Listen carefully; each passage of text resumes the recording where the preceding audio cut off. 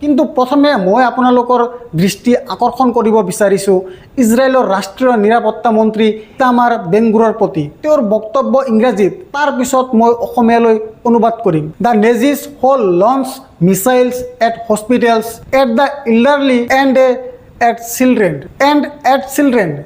If they had atomic weapon, they would fire them without a second thoughts. This is the most campaign that Israel has ever embarked on. ইয়াত ৰাষ্ট্ৰীয় নিৰাপত্তা মন্ত্ৰী ইটামাৰ বেন-গুভিৰে কৈছে যে এই নাজিসকল অৰ্থাৎ এই ইৰাণীসকলক নাজি বুলি কয়, যিসকল নাজি তেওঁলোকে চিন্তা নকৰাকৈ চিকিৎসালয়, বৃদ্ধ আৰু শিশুক আক্ৰমণ কৰিছে। যদি তেওঁলোকৰ হাতত পাৰমাণৱিক বোমা থাকিলেহেঁতেন তেন্তে তেওঁলোকে চিন্তা নকৰাকৈয়ে নিক্ষেপ কৰিলেহেঁতেন।